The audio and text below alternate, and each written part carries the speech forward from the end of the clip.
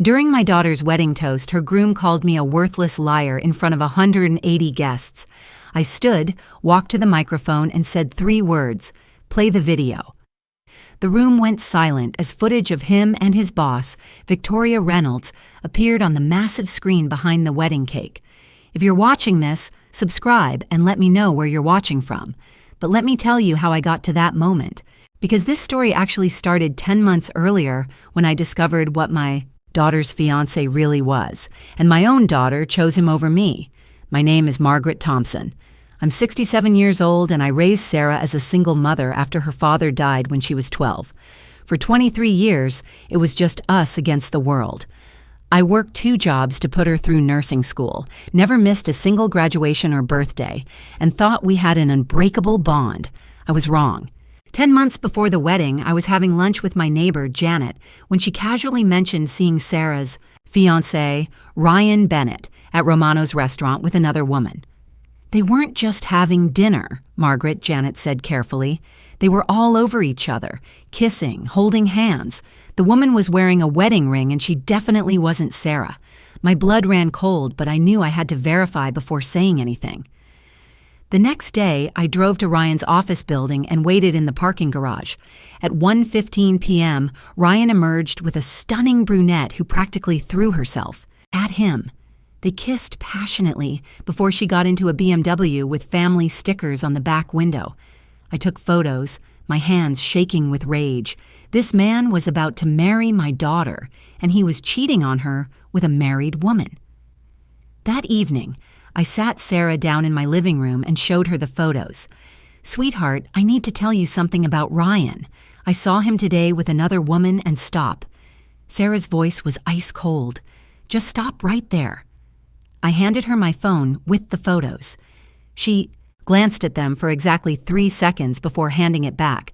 "That's Victoria Reynolds, his boss. They have client meetings all the time." "Sarah, they were kissing passionately in a parking garage."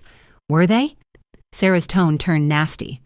"Or did you see what you wanted to see because you've never approved of any man I've dated?" "Sarah, that's not fair. I'm trying to protect you." "Protect me?"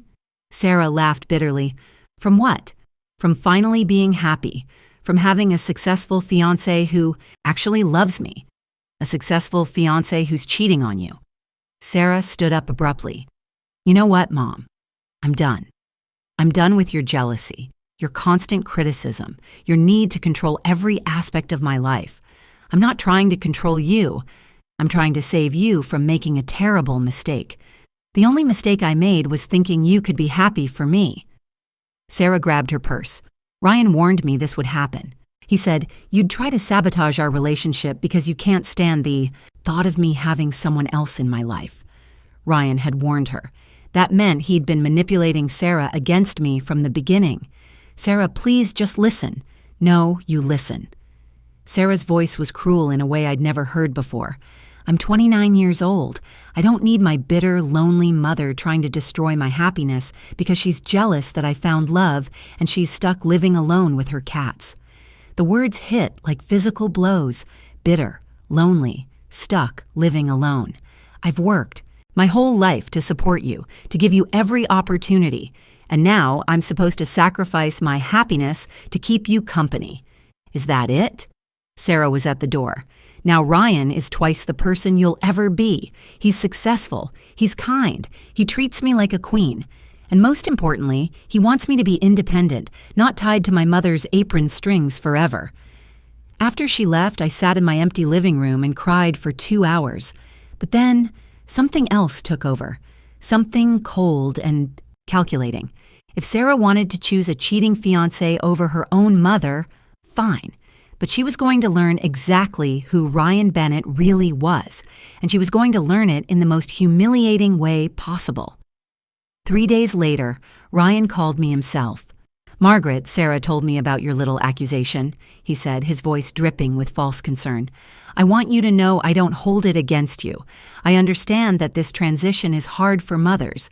Transition Sarah becoming an independent woman instead of your emotional support system, but I'm taking good care of her now. She doesn't need you interfering in her life anymore." The smugness in his voice made my skin crawl. "Ryan, I saw you with Victoria Reynolds. You saw me with my boss discussing a client proposal. But I understand how someone with your limited perspective might misinterpret professional interactions. Someone with my limited perspective. This barely employed marketing assistant was talking down to me like I was a senile old woman. Sarah's made it clear she doesn't want you poisoning her mind against me. Ryan continued. So I suggest you back off before you lose your daughter permanently. After Ryan's threatening phone call, I knew I needed irrefutable evidence. But what happened next made me realize just how completely my daughter had been turned against me. 2 weeks after our confrontation, Sarah called asking for money, not apologetic call to reconcile, just a demand for cash. I need $5,000 for wedding expenses, she said without even saying hello. Sarah, we haven't spoken since you tried to sabotage my relationship with lies. Yeah, I remember. Her voice was sharp. Ryan says I should give you a chance to show you support our marriage despite your behavior. Ryan says everything was Ryan says now. If you want to discuss money, maybe we should talk about what I saw, what you thought you saw, Sarah interrupted. Ryan explained everything. Victoria Reynolds is married to his college friend, David. They're close. Family friends. The kiss you saw was a friendly greeting, but your dirty mind twisted it into something inappropriate. The lie was so smooth, so practiced. Ryan had prepared for this. Sarah, I know what I saw. You know what you wanted to see. Ryan says, older often become paranoid and suspicious when they feel threatened by younger relationships. Older women, paranoid, suspicious. These weren't Sarah's words. This was Ryan's poison dripping from my daughter's mouth. I'll transfer the money, I said quietly, but I want to meet with both of you to discuss the wedding plans. Actually, we don't need your input on the wedding, Sarah replied coldly. Just your checkbook. Just your checkbook. My own daughter had just reduced me to a source of funding, but I transferred the money anyway because I was already forming a plan. Over the next 8 months, the pattern became clear. Sarah would call every few weeks demanding money, always for Ryan's ideas, always delivered like I owed them something. The down payment for their house, $15,000. Ryan's credit card debt that was affecting their mortgage application, $8,000. The engagement party that I wasn't invited to plan, $4,000. Each time I sent money, I got colder treatment. Sarah stopped visiting entirely. She stopped calling just to chat. Our relationship became purely transactional. She wanted money. I provided it. She disappeared. Meanwhile, I hired Marcus Webb's investigation firm to document everything, what they found. Made my earlier suspicions look like child's play. Margaret Jennifer Walsh, my lead investigator, said during our 4th meeting, Ryan Bennett and Victoria Reynolds aren't just having an affair. They're running a sophisticated con game. She spread photos across my kitchen table. Ryan and Victoria at expensive restaurants, romantic getaways, jewelry stores, all paid for with money I'd given Sarah. Look at this. Jennifer pointed to credit card statements. Every major wedding expense Ryan claimed to need money for was actually used to finance his affair. The engagement party money paid for a weekend in Napa with Victoria. The house down payment used for a Bermuda vacation while he told Sarah he was at a work conference. But the house, they got a different loan through Victoria's connections. Your money never went toward the house. It went toward maintaining Ryan's double life. The evidence was overwhelming. Hotel receipts, restaurant charges, jewelry store purchases. Ryan had taken nearly $40,000 of my money and used it to wine and dine his married mistress while my daughter planned their wedding. But the worst was yet to come. Jennifer showed me social media posts that made my blood boil. Victoria Reynolds has been posting about her mystery boyfriend for months, Jennifer said, pulling up Instagram photos. Look at this bracelet she's wearing in this post from 3 months ago. Now look at this receipt from the jewelry store. The receipt was dated the same day I'd wired Sarah money for. Emergency car repairs. Ryan had taken my money and bought his mistress a $1,200 bracelet. There's more, Jennifer continued. We've documented them mocking your daughter openly. Victoria posted this photo at a restaurant with the caption, "Dinner with my favorite charity cases, Sugar Daddy." Charity cases, Sugar Daddy. They were laughing at Sarah behind her back while spending my money. Margaret, there's something else you need to know. Victoria Reynolds isn't happily married. She and her husband, David, are separated. She's been using Ryan to make David jealous, while Ryan uses her to advance his career. So everyone is using everyone else, except Sarah, who's being used by everyone. Exactly. And it gets worse. We have evidence that Ryan has been sabotaging Sarah's other relationships for years. Her best friend, Monica. Ryan convinced Sarah that Monica was jealous of their relationship. Sarah's cousin, Lisa. Ryan told Sarah that Lisa tried to flirt with him at the family barbecue. I thought about how isolated Sarah had become over the past 2 years. Friends who used to call regularly had gradually disappeared from her life. Ryan has systematically cut Sarah off from her support system. Jennifer continued, "Classic abuser behavior. The only people left in her life are you, her source of money, and him. What about her job, her co-workers? That's another problem. Ryan has been pressuring Sarah to quit nursing and work for his marketing company instead. He says he wants to take care of her, but really, he wants complete financial control." The picture was becoming horrifyingly clear. Ryan wasn't just cheating on Sarah, he was isolating, manipulating, and financially abusing her. And she was so completely under his spell that she'd chosen him over her own mother. That evening, I called Sarah one more time. "I need to tell you something important about Ryan." I began carefully. God, here we go again. Sarah sighed dramatically. "Ryan said you'd probably try this again closer to the wedding. He says it's typical behavior for controlling mothers. Sarah, I have proof." "Proof of what?" "That you're so pathetically lonely that you'll make up lies about my fiancé." Sarah's voice was vicious. "Do you know how embarrassing it is to have a mother who's so jealous of her daughter's happiness that she invents conspiracy theories? I have photographs, financial records, documented evidence. I don't care if you have a signed confession from God himself." Sarah snarled. "Ryan is the best thing that ever happened to me. And if you can't accept that, then maybe you shouldn't come to the wedding at all." The threat hung in the air between us. "Are you uninviting me from your wedding? I'm giving you a choice. Drop this obsession with Ryan. Apologize for your behavior and act like a normal mother. Or stay home and live with the fact that you chose paranoid delusions over your daughter's happiness." I made my choice that night.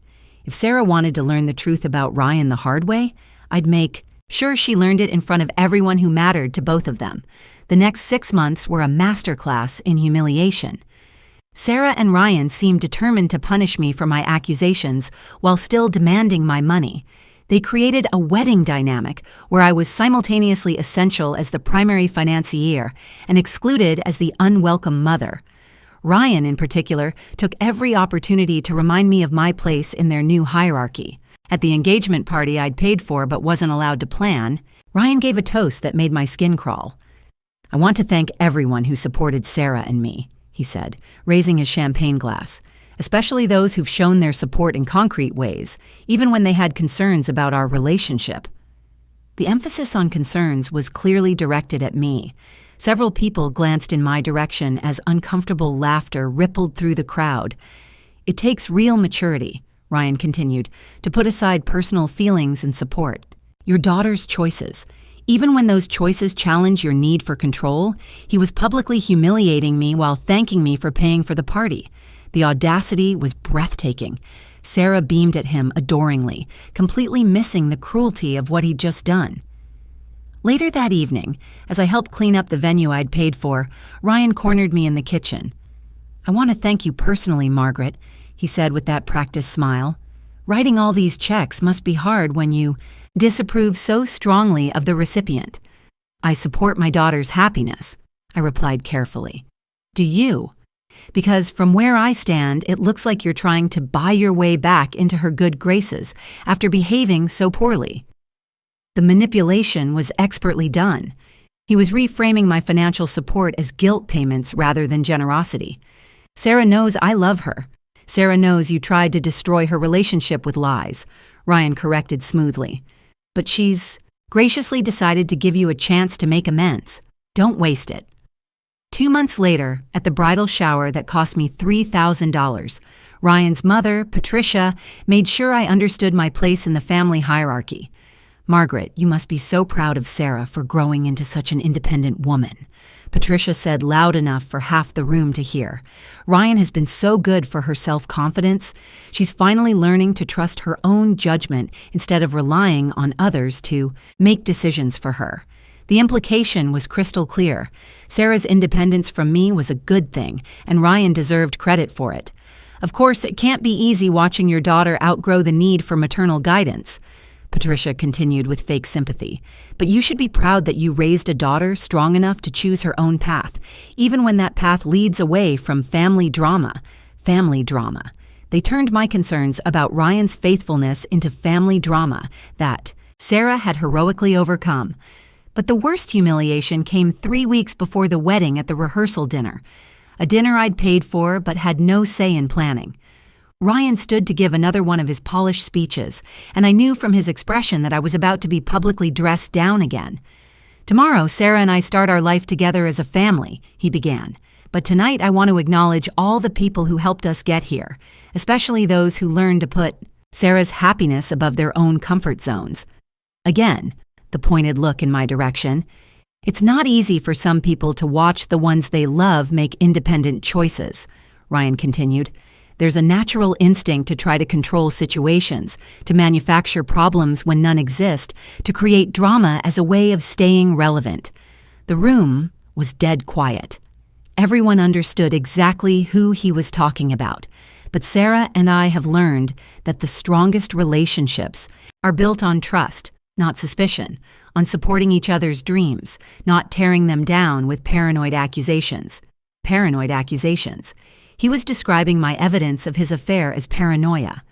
"So, Margaret," Ryan said, looking directly at me now, "I want to publicly thank you for learning to keep your concerns to yourself and allowing Sarah to follow her heart. It shows real growth." The applause was scattered and uncomfortable.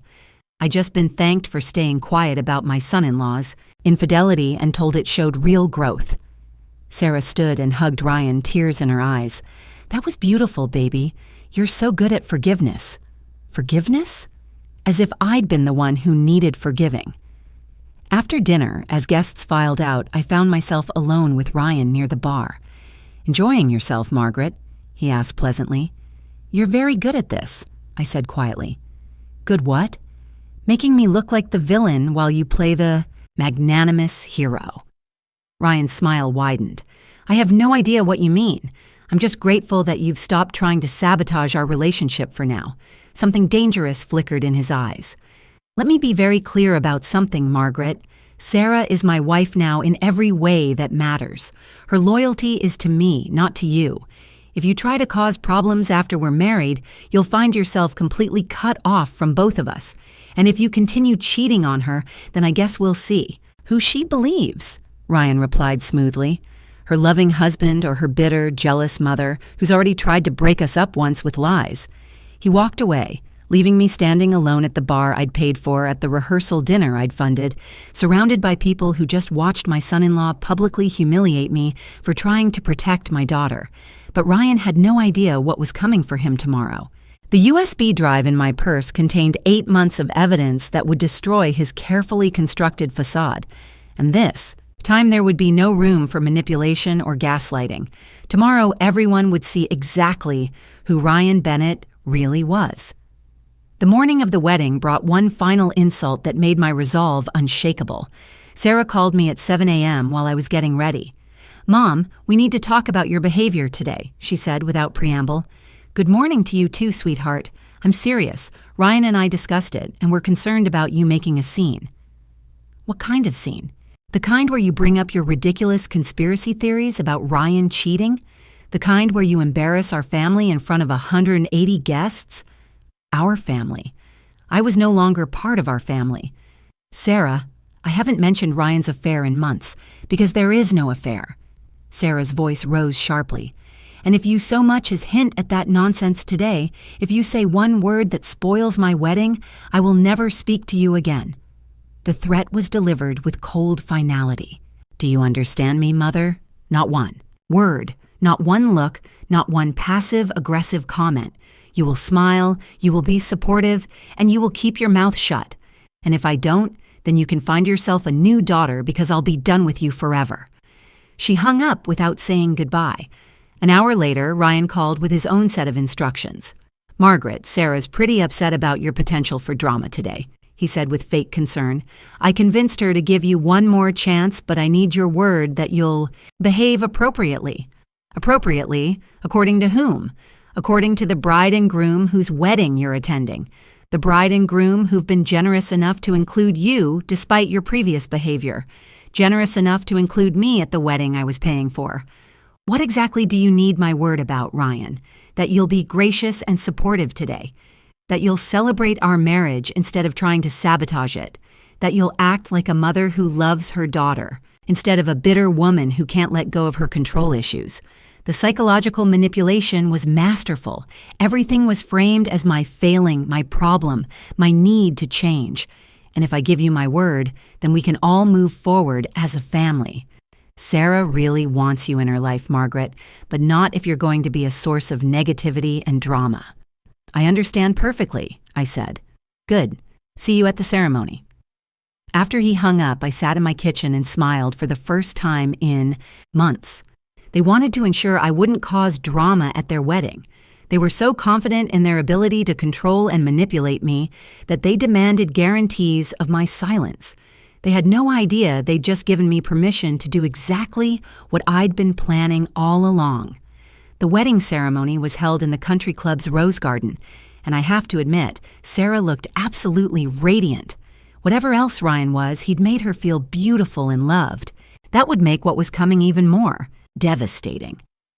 I sat in the third row, exactly where the seating chart had placed me. Not in the front row where mothers typically sit, but close enough to watch Sarah's face when she realized what kind of man she'd married. The ceremony was traditional and beautiful. Ryan's vows were particularly eloquent, promising to love, honor, and cherish Sarah above all others, and to forsake all others for her alone. The hypocrisy was breathtaking. Ryan was promising fidelity to Sarah while carrying on an affair with Victoria Reynolds, using money meant for their future together to fund his deception. During the reception cocktail hour, I mingled politely with guests, many of whom I'd known for years. Several people commented on how beautiful the wedding was, how perfect Sarah and Ryan seemed together, how lucky Sarah was to have found such a successful, devoted fiancé. If only they knew. I noticed Victoria Reynolds wasn't at the wedding. According to the guest list Sarah had shared, Victoria had canceled last minute due to a family emergency. More likely, she and Ryan had decided it would be too risky for his mistress to attend his wedding. During dinner, Ryan made more subtle digs at me, disguised as gracious acknowledgments. "I want to thank Margaret Thompson for her incredible financial support," he said during his pre-toast remarks. "Sarah's mother has been so generous with her contributions to our wedding and our future together. Even when she had concerns about our relationship, she still opened her checkbook to support her daughter's happiness." He made it sound like I'd grudgingly funded their wedding despite my unreasonable objections to their love story. "Margaret has taught me a lot about unconditional love," Ryan continued, "about how sometimes we have to support the people we care about even when we don't understand their choices." The audience nodded approvingly at this touching tribute to maternal love, overcoming personal reservations. In fact, Margaret's initial skepticism about our relationship actually made us stronger as a couple. It taught us to communicate better, to trust each other more deeply, to defend our love against outside interference. Outside interference. My attempt to warn Sarah about his infidelity had been reframed as interference that strengthened their bond. So, thank you, Margaret, for ultimately choosing to support us despite your early concerns. It shows real character to admit when you're wrong and put your daughter's happiness first. The applause was warm and appreciative. Ryan had just publicly credited me with recognizing my error and gracefully accepting defeat. Now it was time for the toast that would change everything. Ryan stood up with his champagne glass, and the room fell silent with anticipation. "My friends and family," he began, "today I married the most incredible woman in the world." The crowd smiled and murmured agreement. Sarah is patient, forgiving, trusting, and loyal. Sometimes I think she's too trusting for her own good. A few people, chuckled at this charming acknowledgement of his bride's generous nature. Sarah has stood by me through everything. She's defended our relationship against people who didn't understand it. She's chosen to trust me even when others tried to plant seeds of doubt. His eyes found mine across the room. My beautiful wife has shown me what real loyalty looks like. She's proven that some people will always choose love over suspicion, trust over paranoia, hope over fear. The audience was completely engaged, hanging on every romantic word. In fact, Sarah's faith in me has been so complete that I could probably get away with anything. A few uncomfortable chuckles rippled through the crowd at this odd turn of phrase.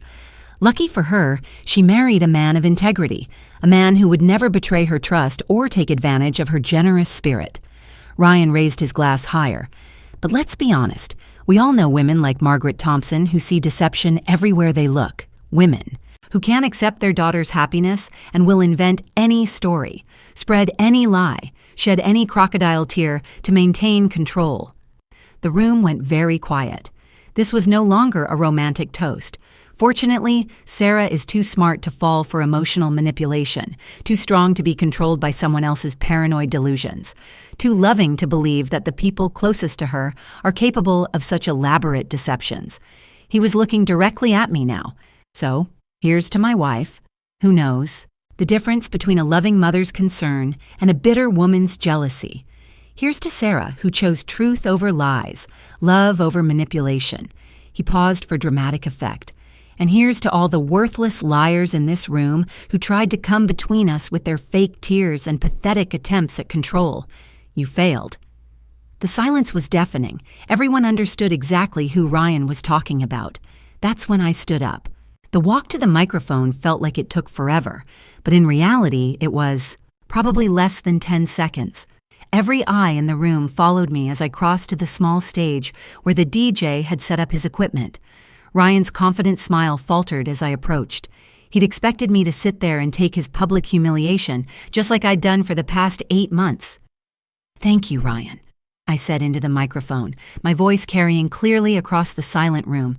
That was very illuminating. I could see Sarah's face from the stage, confusion and growing alarm written across her features. She was probably terrified that I was about to have some kind of emotional breakdown that would ruin her perfect wedding. "I'd like to share something with everyone," I continued, pulling the USB drive from my purse, something that I think will put Ryan's beautiful words into proper context. "Margaret, don't," Sarah called out, half rising from her chair. "Please." The desperation in her voice almost made me hesitate. Almost. "For the past 8 months," I said, "I've been called paranoid. Controlling, bitter, and jealous. I've been accused of trying to sabotage true love with lies and manipulation." I handed the USB drive to the DJ, who looked uncertain about what to do with it. "Play the video," I said clearly. The DJ glanced at Sarah and Ryan, clearly looking for guidance about whether to follow my instructions.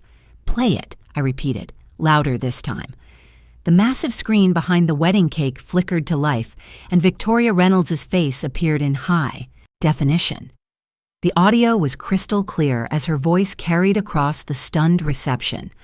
"After the wedding, we'll need to be more careful. But honestly, I think Ryan's little wife is perfect for us. She's so naive, she'll never suspect anything." The room erupted in gasps and whispers. Sarah's face went completely white as she stared at the screen. Ryan appeared in the frame, his hands clearly visible as he embraced Victoria in what was obviously her office. Plus, she works those long nursing shifts. Ryan's voice echoed through the speakers. "Plenty of time for us to be together without any inconvenient questions." I watched Sarah's expression transform from confusion to horror to devastating understanding as the video continued. "And Margaret keeps writing those checks." Victoria continued with a laugh. "It's like having our own personal ATM. Sarah asks for wedding money. Ryan takes it from her account and we get to spend it on ourselves." On screen, Ryan kissed Victoria passionately before pulling out his phone. "Speaking of spending Margaret's money," he said with a grin, "wait until you see what I'm giving Sarah at the wedding tomorrow." The camera zoomed in on Ryan's phone screen, showing a jewelry website order confirmation for a diamond pendant necklace. "You're giving her the same necklace you gave me?" Victoria laughed delightedly. Bought with her mother's money. No less. Sarah will think it's the most romantic gesture ever. She has no idea her special wedding gift is identical to yours. The crowd was completely silent now, transfixed by the horror unfolding on screen. The best part, Ryan continued, is that after tomorrow, Sarah will be legally bound to me. If Margaret ever tries to interfere again, I can cut her off completely, and Sarah will have to choose between her husband and her psychotic mother. And we both know who she'll choose, Victoria replied. Exactly. Sarah's already proven she'll choose me over Margaret every time. The woman could catch us in bed together, and Sarah would find a way to blame her mother for misunderstanding the situation. They both laughed as if this was the funniest joke in the world. I looked at Sarah, who was sitting frozen in her wedding dress, staring at the screen where her new husband was casually discussing his plans to isolate her from her family while continuing his affair with another woman. The necklace Ryan had given her during his toast, the one that supposedly represented his deep love and commitment, lay on the table. Where she dropped it, now revealed as nothing more than a duplicate of a gift he'd already given his mistress. Ryan lunged toward the DJ equipment, but Sarah's stepfather and 2 groomsmen blocked his path. "Let it play," Sarah said quietly, her voice somehow carrying across the entire room despite barely being above a whisper. The video continued for another 2 minutes with Ryan and Victoria discussing their future plans in explicit detail. They talked about continuing their affair after the wedding, about how easy it would be to manipulate Sarah's work schedule, about the various ways they could continue accessing Margaret's money through their unsuspecting puppet. When it finally ended, the silence was absolute. I stepped back to the microphone. I discovered Ryan's affair 10 months ago and tried to tell Sarah immediately, I said into the deathly quiet room. She called me a bitter, jealous liar and chose to believe him instead. For 8 months, I've been humiliated, insulted, and dismissed. While Ryan and Victoria spent $43,000 of my money on their relationship, I looked directly at Sarah, who was staring at me with an expression I couldn't read. Every dinner, every vacation, every piece of jewelry Ryan gave Victoria was paid for with money I gave you for wedding expenses. The engagement party I wasn't allowed to plan, the rehearsal dinner where Ryan publicly mocked me, this entire wedding, all of it funded by a woman you called paranoid and controlling. Sarah stood up slowly, her wedding dress rustling in the complete silence. "How long have you had that video?" she asked. 3 months. 3 months. She repeated it like she was testing the weight of the words. "You've had proof of Ryan's affair and his theft for 3 months, and you waited until my wedding day to show it." The accusation in her voice was unmistakable. Even now, even after seeing irrefutable evidence of Ryan's betrayal and cruelty, Sarah was angry at me for the timing of the revelation. "I tried to tell you 10 months ago," I replied. "You chose not to believe me, so you decided to humiliate me in front of everyone I know." Sarah looked around the ballroom at the 180 guests who had just witnessed her husband's betrayal and her mother's vindication. "You could have shown me this privately. You could have saved me from this public humiliation, but instead you chose revenge." The word hung in the air between us. "Yes," I said simply. "I chose revenge." The honesty of my answer seemed to shock Sarah more than the video had. She stared at me for a long moment while the entire reception waited to see what would happen next. "You chose revenge over protecting me," she said, her voice growing stronger. "You chose your own satisfaction over your daughter's dignity. I chose to make sure everyone witnessed the truth," I replied calmly, "because if I'd shown you privately, Ryan would have convinced you it was fake or taken out of context, or somehow my fault. You don't know that, don't I?" I gestured toward Ryan, who was standing near the head table looking like a trapped animal. "Ryan, would you like to tell Sarah how you would have handled this if I'd approached her privately?" Ryan's face was flushed with rage and humiliation, but he was smart enough to keep his mouth shut. "Let me guess," I continued. "You would have told her the video was doctored, that Victoria and I conspired to destroy your relationship, that this was all an elaborate setup by her controlling mother, who couldn't bear to see her daughter happy. I could see from Ryan's expression that I'd hit the mark exactly. And Sarah, because you love him and because you've spent 10 months believing I'm a jealous, bitter woman. You would have chosen to believe him over the evidence of your own eyes." Sarah opened her mouth to deny it, then closed it again. We both knew I was right. "So yes," I said, "I chose to present the evidence publicly, where Ryan couldn't manipulate the narrative and you couldn't rationalize it away. I chose to make sure that everyone who witnessed his treatment of me over the past 8 months also witnessed the truth about who he really is." I looked around the room at the stunned faces of family and friends who had watched Ryan mock and humiliate me at every wedding-related event. For 8 months, you've all watched Ryan paint me as a controlling, paranoid mother who couldn't accept her daughter's happiness. You've watched him publicly thank me for my generosity, while privately calling me a bitter old woman. You've watched Sarah choose him over me again and again because you all believed his version of the story. The guests were looking uncomfortable now, probably remembering their own reactions to the various public humiliations I'd endured. Well, now you know the truth. Every check I wrote, every insult I endured, every time I was told to keep my mouth shut and stop being dramatic, all of it was while Ryan was stealing my money to fund his affair. Sarah was crying now, but whether from anger, humiliation, or betrayal, I couldn't tell. "The wedding is over," she announced to the room, her voice shaking but clear. "Thank you all for coming. I'm sorry you had to witness this." The guests began filing out in uncomfortable silence, some stopping to offer awkward condolences to Sarah, others shooting angry looks in my direction. Within 30 minutes, the ballroom was nearly empty, except for immediate family. Sarah's stepfather approached me with a grim expression. "Margaret, that was brutal," he said quietly. "Necessary, maybe, but brutal." Yes, it was. Sarah's going to need time to process all of this. The betrayal, the public humiliation, the financial fraud. She's going to be angry at everyone for a while. I nodded, understanding that everyone included me. "Where's Ryan?" I asked. "Gone." He slipped out during the exodus without saying a word to anyone, left Sarah sitting there in her wedding dress. Of course he had. Ryan was a coward who'd only been brave when he thought he had all the power. I looked across the room at Sarah, who was surrounded by her bridesmaids and a few close relatives. She looked lost and broken in her grandmother's wedding dress, clutching tissues as people tried to comfort her. My phone buzzed with a text message from an unknown number. "This isn't over, Ryan." I smiled and typed back, "Yes, it is." Then I forwarded Ryan's threatening text to Jennifer Walsh, my investigator. If Ryan wanted to continue playing games, he'd discover that I still had plenty of evidence I hadn't shared yet. The video shown at the wedding was just the beginning of what I'd collected over 8 months of investigation. As I gathered my things to leave, I wondered if Sarah would ever forgive me for choosing public vindication over private protection. I wondered if our relationship could survive the combination of her humiliation and my satisfaction at being proven right. But as I walked out of the country club, leaving behind the ruins of what should have been Sarah's perfect wedding day, I realized I didn't regret my choice. For 8 months, I'd been treated like a crazy old woman whose concerns didn't matter.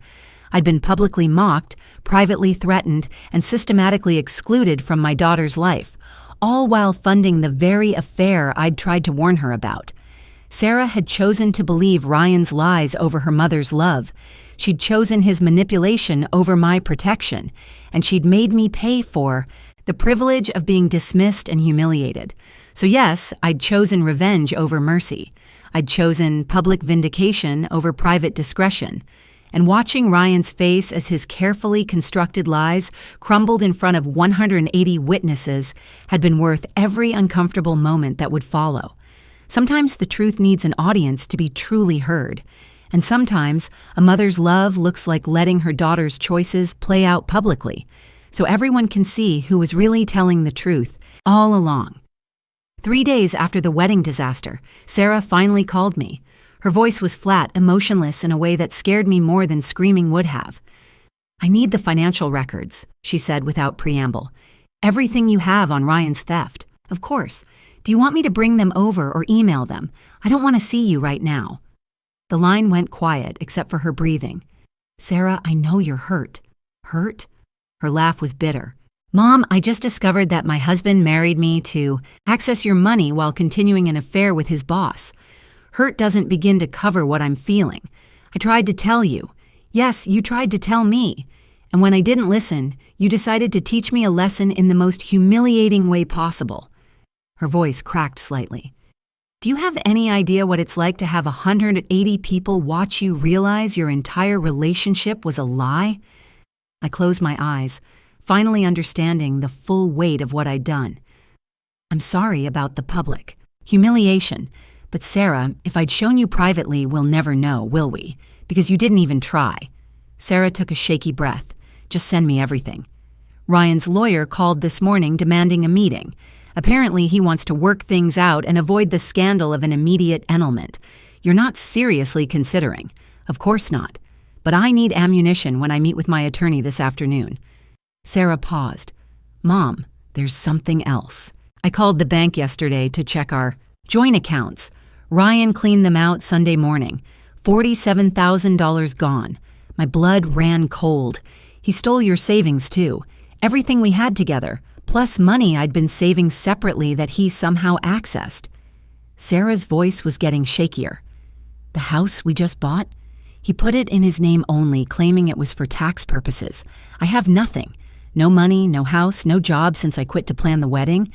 The calculated cruelty was breathtaking. Ryan hadn't just stolen my money.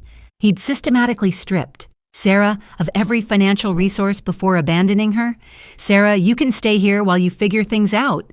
No, the word was sharp, final. I can't be around you right now. Every time I look at you, I remember that you let me make a fool of myself for months when you could have prevented it. Sweetheart, I was trying to protect you. You were trying to prove you were right.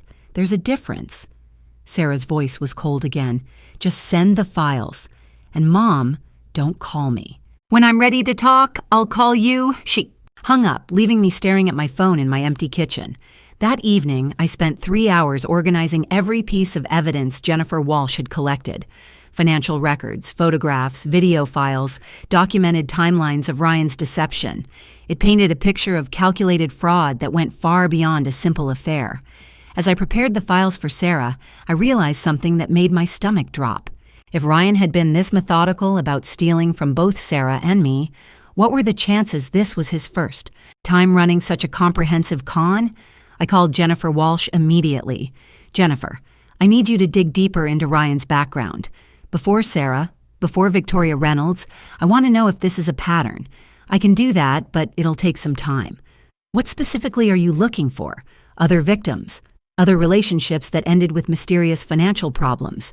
Other women who probably thought they were crazy for suspecting something was wrong? Margaret, that's a much larger investigation. Are you sure you want to go down this road? I thought about Sarah's voice, broken and defeated, telling me she had nothing left. I'm sure if Ryan has done this before, his victims deserve to know they weren't crazy. And if he's planning to do it again, someone needs to stop him. 2 weeks later, Jennifer called with news that made everything click into place. Margaret, you need to sit down for this. Ryan Bennett isn't just a cheater and a thief. He's a professional con artist. Jennifer's investigation revealed that Ryan Bennett had been running variations of the same con for over 5 years, always targeting women with financial resources, always using the same playbook of isolation, manipulation, and systematic theft. His real name is Ryan Hoffman, Jennifer explained as we sat in my living room. Documents spread across the coffee table. Bennett is an alias he's been using for the past 3 years, an alias complete with fake employment history, fabricated references, even a fraudulent college transcript. The marketing company he claimed to work for. He was never actually employed there. Victoria Reynolds was his inside connection who helped him maintain the illusion. I stared at the employment records trying to process what this meant. So when Sarah met him, she met a completely fictional person. Ryan Hoffman has been creating fake identities to target wealthy women since he was 25. Sarah is victim number 4 that we've been able to identify. Jennifer pulled out photos of 3 other women, all attractive, all professional, all looking at the camera with the same trusting expression Sarah used to have. Lisa Chen, financial advisor in Seattle. Ryan was engaged to her for 8 months in 2019, disappeared after draining her savings account of $60,000, disappeared, vanished completely, left her planning their wedding while he moved to Portland and became Ryan Mitchell, unemployed actor looking for his big break, and the Portland victim, Amanda Foster, restaurant owner. He convinced her to invest $80,000 in his restaurant consulting business. Money disappeared. So did he. Amanda spent 2 years thinking she'd been a terrible judge of character. I looked at the third photo. A blonde woman with kind eyes who looked about Sarah's age. Monica Williams, Miami. This one's interesting because Ryan actually married her. Married her for 6 months, long enough to gain access to her inheritance from her grandmother, $200,000 gone. Monica came home from work one day to find divorce papers on the kitchen table and Ryan nowhere to be found. The pattern was identical to what he'd done to Sarah, just on different scales depending on the victim's resources. How did you find all this? Once I had his real name and social security number, the rest fell into place. Ryan Hoffman has been reported to police in 4 different states, but he's careful never to cross federal lines in ways that would trigger FBI involvement. Jennifer handed me the most disturbing document yet. This is a notebook we found in his abandoned apartment. It's a detailed breakdown of Sarah's finances, your family dynamics, and what he called extraction timelines. I read Ryan's handwriting with growing horror. He'd cataloged every conversation, every family relationship, every potential source of money. Sarah wasn't just a victim. She was a carefully researched target. Subject's mother is primary financial resource. I read aloud. Emotional manipulation through daughter-mother conflict. Most. Effective approach. Estimated extraction potential $100,000 over 18 months before suspicion becomes unavoidable. There's more, Jennifer said gently. He was already planning his exit strategy before the wedding, the house purchase, the joint account access, the job resignation pressure. All of it was designed to leave Sarah completely dependent and financially devastated when he disappeared. But he didn't disappear. The wedding video exposure forced him to abandon his timeline. Exactly. Your revenge actually saved Sarah from a much worse fate. If Ryan had been able to execute his plan, she would have been left with nothing and no way to prove what happened. That evening, I called Sarah despite her request not to contact her. "I know you don't want to talk to me," I said when she answered, "but I have information you need to hear." "Mom, I told you, Ryan Bennett isn't his real name. He's a professional con artist who's done this, to at least 3 other women." The silence stretched so long I thought she'd hung up. "What do you mean, con artist?" I told her everything Jennifer had discovered. The fake identity, the previous victims, the detailed notebook planning her financial destruction. As I spoke, I could hear Sarah's breathing change. "He planned all of it," she whispered finally. "From the very beginning, he planned to destroy my life." "Yes, and if the wedding had gone according to his schedule, you would have been left with nothing and no way to prove what happened to your money. The other women, do they know? Jennifer's contacting them now. Apparently, Lisa Chen and Amanda Foster have been in therapy for years, thinking they were terrible judges of character who fell for obvious lies." Sarah was quiet for a long moment. "I need to see this evidence," she said finally. "All of it. I'll bring it over." "No, I'll come there. And Mom, I owe you an apology. A big one." Sarah arrived at my house the next evening looking like she hadn't slept in days. She was thinner, paler, and there was a hardness in her eyes that hadn't been there before the wedding. "I've been thinking about everything you said," she began as we sat in my living room, "about the con artist history, about the notebook, about how this was all planned from the beginning." She picked up one of Ryan's victim photos from the coffee table. I keep staring at these women and seeing myself. The same trusting expression, the same complete belief that we'd found. True love. Sarah's voice was bitter. "We all look so pathetically naive." "You weren't naive, Sarah. You were targeted by a professional predator." "Was I? Or did I just choose to ignore obvious red flags because I wanted the fantasy to be real?" I thought carefully about how to respond. Sarah was clearly processing massive trauma and self-blame. "What red flags do you think you ignored?" Sarah laughed humorlessly. "God, where do I start? The fact that he isolated me from all my friends, the way he always had. Explanations for everything that seemed unsuspicious. How he pushed me to quit my job and depend on him financially. Those aren't red flags most people would recognize. Sweetheart. They're sophisticated manipulation techniques that professional con artists spend years perfecting. But you saw through him immediately. I saw him with another woman by accident. If Janet hadn't mentioned seeing them together, I might never have known. Sarah picked up Ryan's notebook and flipped through pages of his handwritten analysis of our family dynamics. Listen to this, she said, reading aloud. Subject responds well to praise and validation, but becomes defensive when questioned. Mother-otter relationship shows significant tension that can be exploited.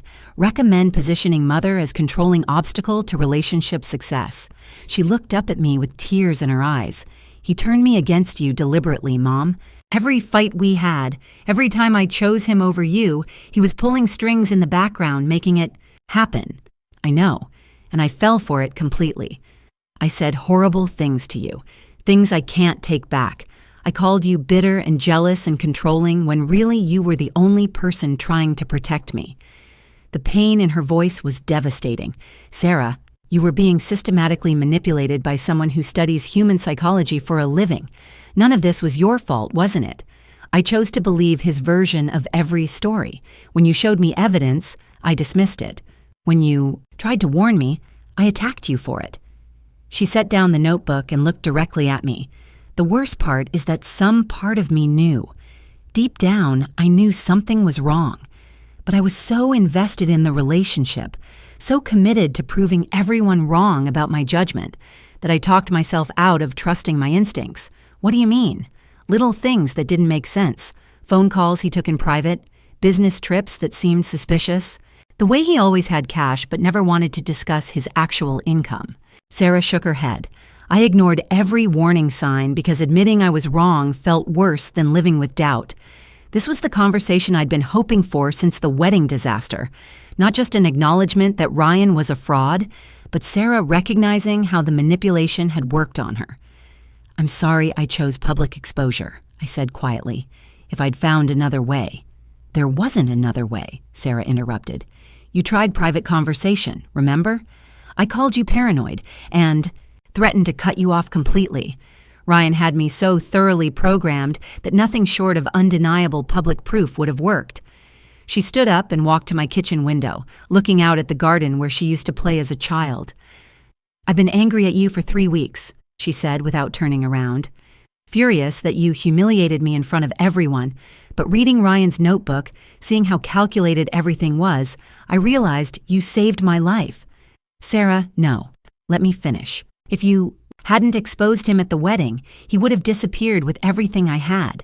My savings, my house, my job, my self-respect.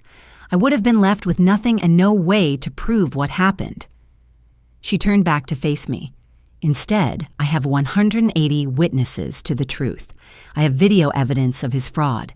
I have financial records showing exactly how he stole from both of us. Thanks to your revenge, I actually have a chance to recover from this. For the first time since the wedding, Sarah smiled. It wasn't a happy smile, but it was genuine. Plus, watching his face when that video started playing was pretty satisfying. 2 months after the wedding disaster, Jennifer Walsh called with news that changed everything again. Margaret, you need to get Sarah and meet me at my office immediately. We've discovered something about Ryan that makes his previous cons look like petty theft. Sarah and I drove to Jennifer's office in tense silence. Our relationship was still fragile, built on mutual trauma and shared rage rather than healed trust. Jennifer's office was packed with boxes of documents, computers displaying financial records, and a whiteboard covered in what looked like a complex crime timeline. Ladies, Ryan Hoffman has been busier than we thought, Jennifer began without preamble. We've now identified 7 victims across 5 states, and the total theft exceeds $1.2 million. Sarah gasped. $1.2 million? That's not even the worst part. Ryan wasn't working, alone. Victoria Reynolds was his full partner, and they've been running this operation for 8 years. Jennifer pulled up photographs on her computer screen showing Ryan and Victoria with different hair colors, different clothing styles, even different names. They call themselves Ryan Mitchell and Sarah Johnson in Portland, David Bennett and Victoria Smith in Seattle, Michael Foster and Diana Williams in Phoenix. Always a different combination, always targeting affluent singles or couples. Couples, I asked. That's their specialty. They identify wealthy couples with relationship issues. Then Ryan seduces the wife while Victoria becomes the husband's confidant. Both victims end up isolated from their support systems while the con artists drain their resources. Sarah was staring at the photos in disbelief. So while Ryan was manipulating me, Victoria was manipulating her husband, David. Exactly. David Reynolds isn't an innocent victim. He's been Victoria's primary target for 2 years. She convinced him that Ryan was seducing her against her will, that she needed David's help to escape an abusive situation. David has given her over $300,000 to help her start over. The sophistication was breathtaking. While I'd been focused on Ryan's affair, I'd completely missed that Victoria was running an equally complex con on her own husband. But David filed for divorce, Sarah said. I thought he discovered the affair. He did, but Victoria convinced him that the affair was non-consensual, that Ryan was her boss and she was being coerced. David thinks he's rescuing his wife from a predator. Jennifer pulled up bank records showing massive transfers from David Reynolds' accounts to various offshore holdings. Victoria has been positioning herself as the victim of Ryan's manipulation, while secretly coordinating every aspect of their operation. When they disappear, which was scheduled to happen right after your wedding, David will discover that his rescued wife has vanished, with everything he owns. Jesus, Sarah breathed. How many people are they planning to destroy? Here's where it gets interesting. The FBI has been tracking this operation for 6 months, but they've been having trouble building a case because the victims were scattered across different jurisdictions, and many were too embarrassed to come forward. Jennifer smiled grimly. But your wedding video changed everything. When that footage went public, it connected all the dots. For federal investigators, they now have direct evidence of interstate fraud involving multiple victims and sophisticated identity theft. What does that mean for us, I asked. It means Ryan Hoffman and Victoria Reynolds were arrested this morning in Chicago, where they were apparently setting up their next operation. They're facing federal charges that carry sentences of 15 to 20 years each. Sarah sat down heavily processing this information. So they're in jail, federal holding, no bail. And here's the best part. Because this is now a federal case, all of their assets are subject to seizure and recovery. The money they stole from you, from me, from all their victims. We're going to get it back. For the first time since the wedding, Sarah looked genuinely hopeful. All of it? Maybe not all, but significantly more than we expected. The FBI has already frozen accounts containing over $800,000 in stolen funds. I felt a weight lift from my chest that I hadn't even realized was there. What happens now? Now you both testify for the federal prosecutor. Help put these predators in prison for a very long time and start rebuilding your lives with the knowledge that justice was served. Jennifer leaned back in her chair. Margaret, your public exposure didn't just save Sarah from financial ruin. It exposed a criminal enterprise that was destroying families across the country. Sometimes revenge is justice wearing a more honest face. 6 months after the wedding disaster, Sarah and I were sitting in federal court watching Ryan Hoffman and Victoria Reynolds receive their sentences. 22 years for Ryan, 18 for Victoria. The judge's words about sophisticated predatory behavior targeting vulnerable victims would echo in my mind for years. As we walked out of the courthouse, Sarah took my arm, the first physical contact we'd had since before her engagement. It's finally over, she said quietly. Are you okay? I'm getting there. Therapy helps. The financial recovery helps more. She managed a small smile. Getting back $97,000 tends to improve one's outlook on life. We sat on a bench outside the courthouse, watching normal people go about their normal lives, unburdened by the knowledge of how easily those lives could be destroyed by someone with the right combination of charm and calculation. I need to tell you something, Sarah said, not looking at me. I've been angry at you for 6 months, not because you exposed Ryan, but because you were right about everything, and I was wrong about everything. Sarah, let me finish. I was angry because your dramatic revelation made me confront how completely I'd been fooled. It was easier to blame you for humiliating me than to admit that I'd ignored every warning sign and chosen a predator over my own mother. She turned to face me directly. But sitting in that courtroom, listening to 7 other women describe exactly the same manipulation techniques Ryan used on me, I finally understood something. You didn't just save me from financial ruin.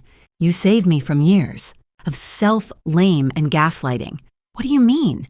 If Ryan had disappeared according to his original plan, I would have spent years thinking I was a terrible judge of character who fell for obvious lies. I would have blamed myself for every red flag I missed, every warning I ignored. Sarah pointed toward the courthouse. But because you exposed him publicly, I knew immediately that I was the victim of a professional criminal, not a fool who couldn't see through basic deception. That made all the difference in my recovery, I thought. About the other victims we'd met during the investigation, women who had spent years in therapy, convinced they were fundamentally flawed in their ability to judge people. I'm sorry it had to happen so publicly, I said. I'm not anymore. Sarah's voice was stronger than it had been in months. Public exposure meant public vindication. Everyone who witnessed Ryan's manipulation also witnessed the truth about who he really was. I never had to convince anyone or justify my reaction because they all saw the evidence simultaneously. We sat quietly for a moment, processing the end of a chapter that had dominated our lives for over a year. There's something else, Sarah said. I'm moving back home. The apartment I've been renting is too expensive, and honestly, I miss having family around. You're always welcome. You know that. I know. But I need you to understand that our relationship is going to be different now. I love you, and I'm grateful for what you did. But I don't trust my own judgment enough yet to just go back to how things were. I nodded, understanding that rebuilding trust would take time for both of us. I'm seeing someone, Sarah added casually. Oh, his name is Michael.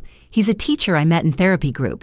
He was also the victim of a romance scam, though not as sophisticated as Ryan's operation. How do you know he's legitimate? Sarah laughed, the first genuinely happy sound I'd heard from her in months. Because I hired Jennifer Walsh to run a background check on him before our second date. Turns out he really is just a divorced high school history teacher with 2 kids and no hidden agenda. Smart. I learned from the best, both in terms of how to investigate someone and how to trust my instincts when something feels wrong.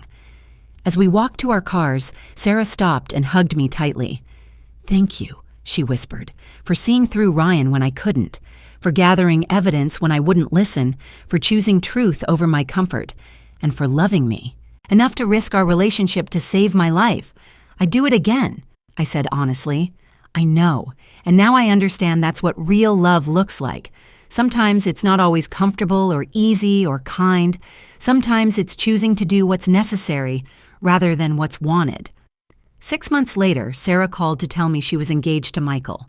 This time, she asked me to help plan the wedding. This time, I met her fiancé multiple times before the proposal. This time, we both paid attention to red flags and trusted our instincts.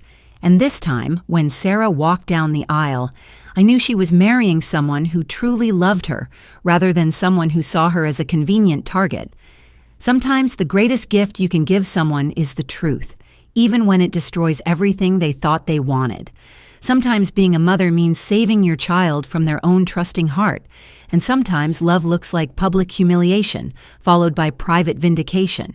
The video that destroyed Sarah's first wedding had also revealed something equally important. My daughter was strong enough to survive betrayal, smart enough to learn from manipulation, and resilient enough to rebuild her life on a foundation of truth rather than lies. That was worth every uncomfortable moment of the most dramatic wedding reception in the history of the Riverside Country Club, and judging by the 22-year prison sentence Ryan received, it was also worth the risk of temporary damage to our relationship. Sometimes revenge is just love refusing to be polite about it. Thanks for listening. Don't forget to subscribe and feel free to share your story in the comments. Your voice matters. Music.